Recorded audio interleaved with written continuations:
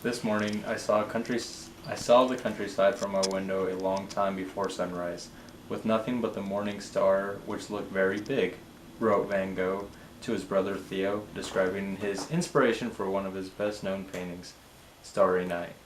The window to which he refers was the St. Paul Asylum in St.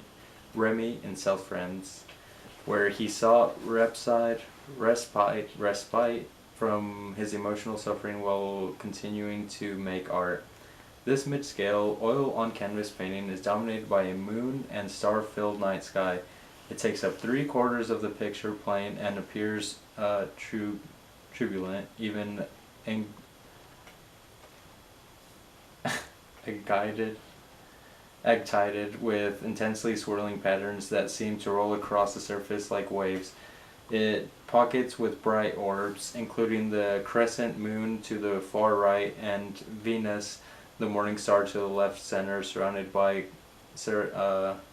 concentric circles of radiant white and yellow light.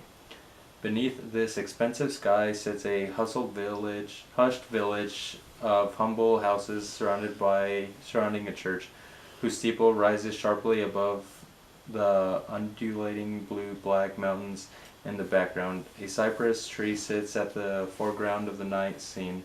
Flame-like, it reaches almost to the top edge of the canvas, serving as a visual link between land and sky.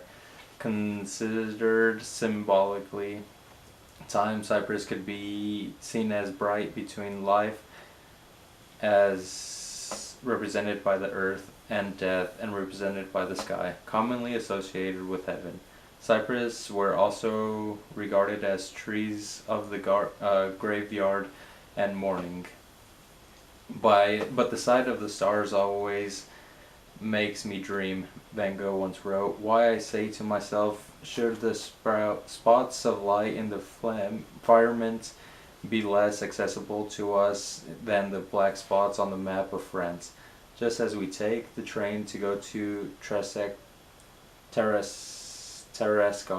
or Rouen, we take death go to a star. The Starry Night is based on Van Gogh's direct observations as well as his imagination, memories, and emotions. The steeple of the church, for example, resembles those common in his native Holland, not in France. The whirling forms in the sky, on the other hand, match published astronomical observations of clouds of dust and gas known as nebulae. At once balanced and expressive, the composition is structured by his ordered placements of cypress steeples and central nebulae, while his countless short brushstrokes and thickly applied plant set its surface in rolling motion. Such a combination of visual contrast was generated by an artist who found beauty and interest in the night, which for him was much more alive than richly colored than the day.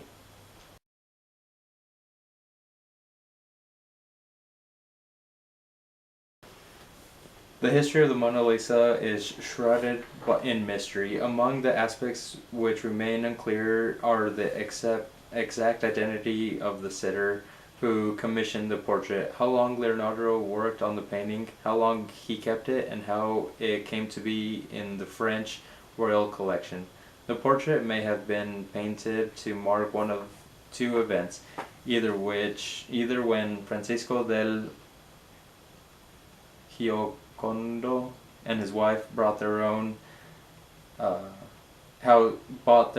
in 1503, where their second son, Andrea, was born in December 1502 after the death of a daughter in 1499. The delicate dark veil that covers Mona Lisa's hair is sometimes considered a mourning veil. In fact, such veils were commonly worn as a mark of virtue. Her clothing is unremarkable. Neither the yellow sleeves of her gown, nor the pleated gown, nor the scarf delicately round her shoulders are signs of of aristocratic status. The Mona Lisa is the earliest Italian portrait to focus so closely on the sitter in a half-length portrait. The painting is generous enough in its dimensions to include arms and hands and without them touching the frame. The portrait is painted in a realistic scale in highly structured space when it was the fullness of volume of a sculpture in the round.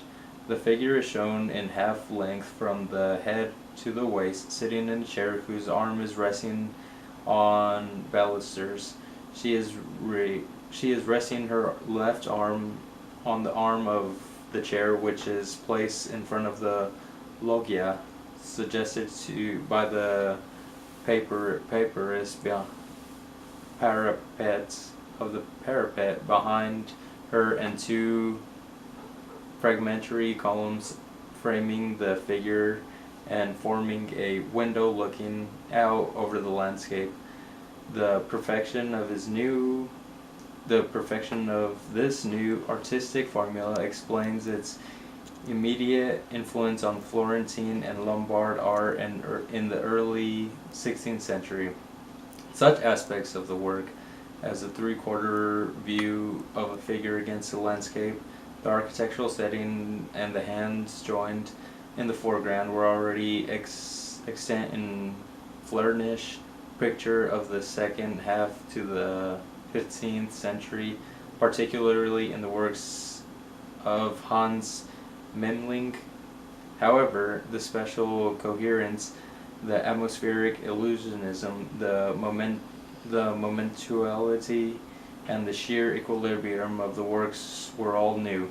In fact, these aspects were also new to Leonardo's work, as none of his earlier portraits displayed such controlled majesty.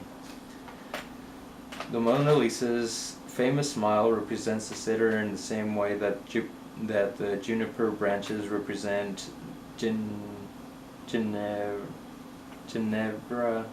Benci, and the ermine represents the Cecilia Gallerani in their portraits in Washington and Krakow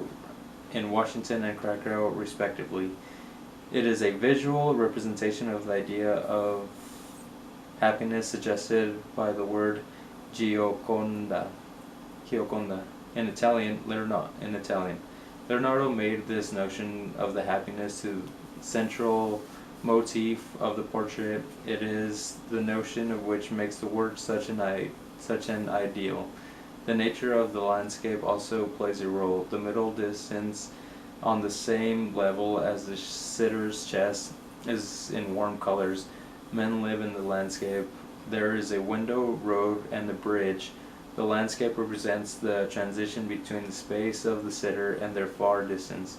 Where the landscape becomes a wild and uninhabited space of rocks and water, it stretches to the horizon, which Leonardo has cleverly drawn in the level of the sitter's eye.